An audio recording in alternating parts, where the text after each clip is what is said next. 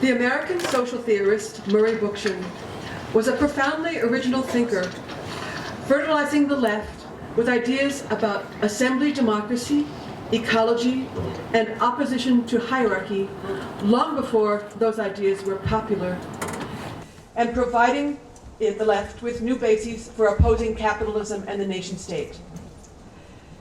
He grew up as a young communist in New York in the radical 1930s, but in the late 40s, he rejected Marxism-Leninism as not only authoritarian, but fallacious. The proletariat was not revolutionary after all.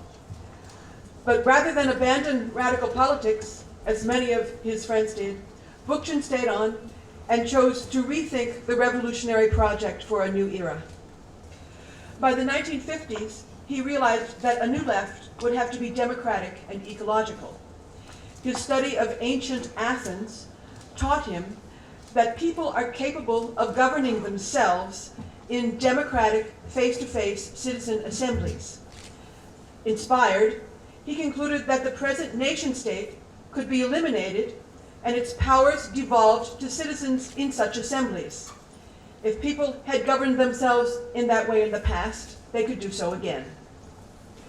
He also realized early that capitalism's fatal flaw was its conflict with the natural environment, which would ultimately result in a crisis. He wrote the first manifestos of radical ecology, advocating that cities be decentralized so people could live at a smaller scale and grow food locally and use renewable energy and manage their own affairs. Over the next decades, Bookchin would elaborate these ideas into a program for an ecological, democratic, non-hierarchical society called social ecology.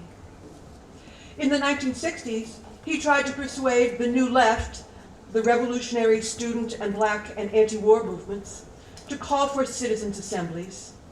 But the movements were more interested in creating an international proletarian revolution in solidarity with Castro, Che Guevara, Ho Chi Minh, and Mao Zedong.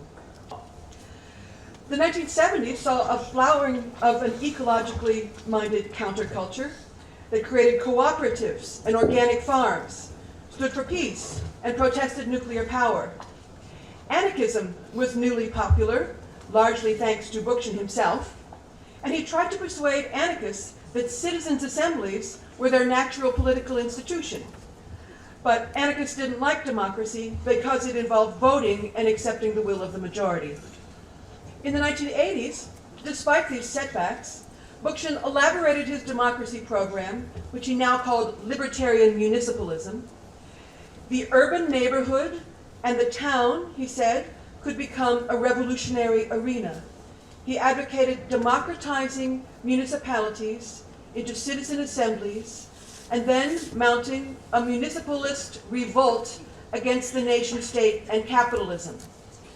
The city's physical form could be decentralized as well by rescaling cities into neighborhood communities and rescaling technological resources along ecological lines. Libertarian municipalism proposed to bring town and country into a creative balance. Over broader areas, Bookchin recommended that the assemblies make confederations at the municipal and regional levels and beyond.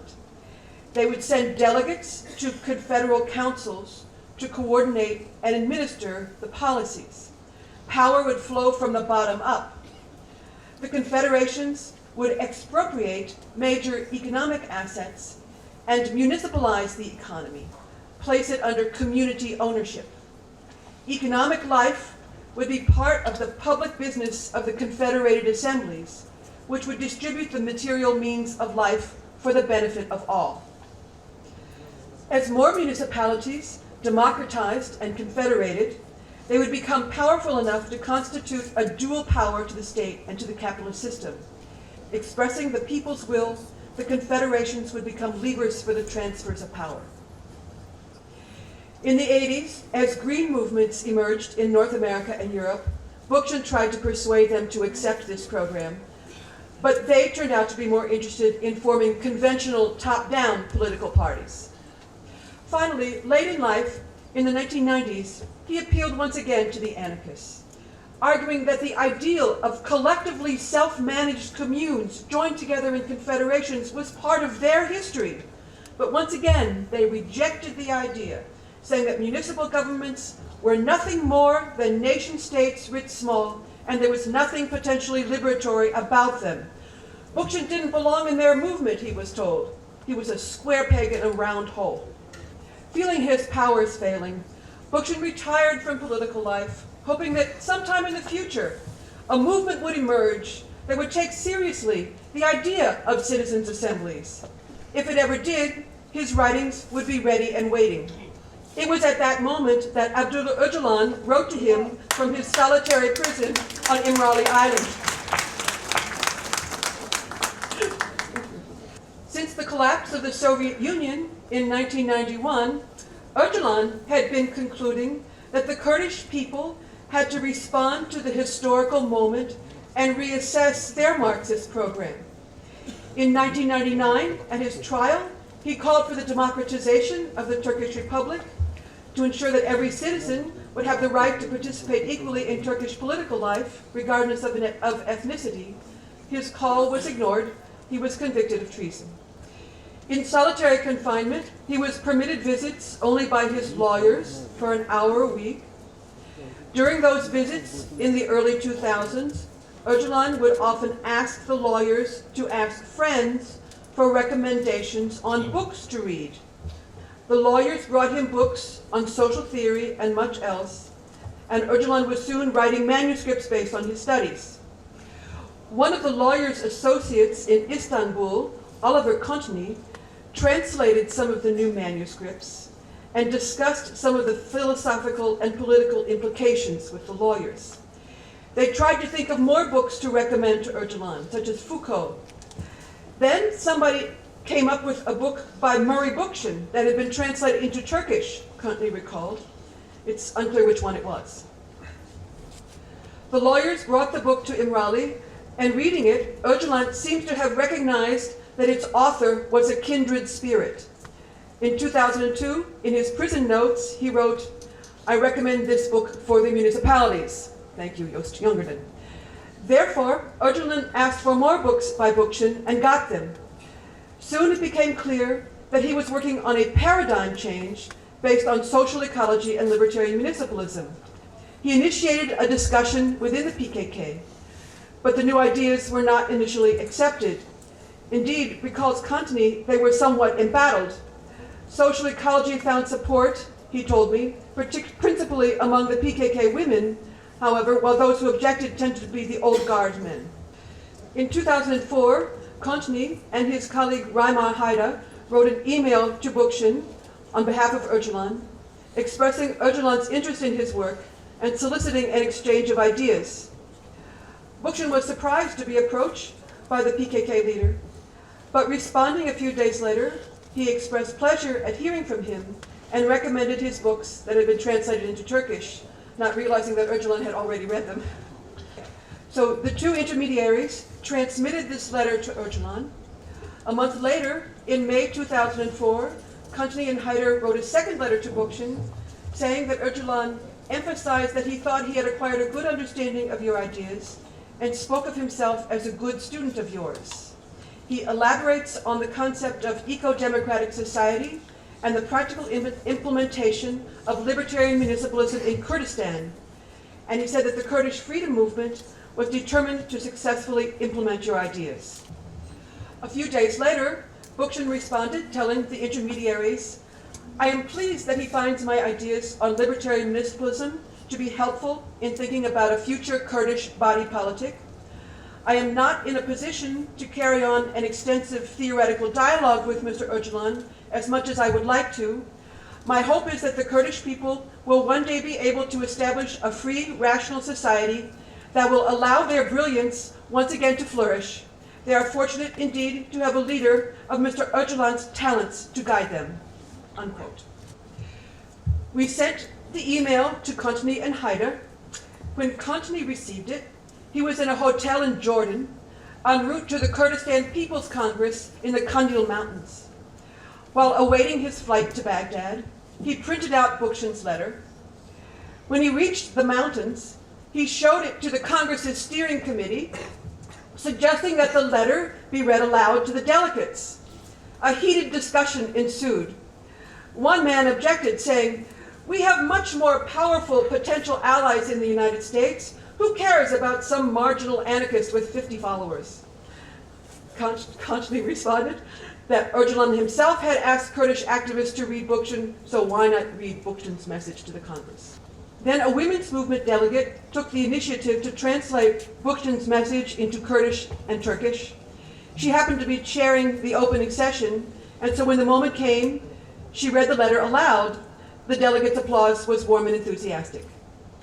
A few months later, on October 27th, Öcalan wrote again in his prison notes, "For the municipalities, I suggested that Bookchin must be read and his ideas are practiced."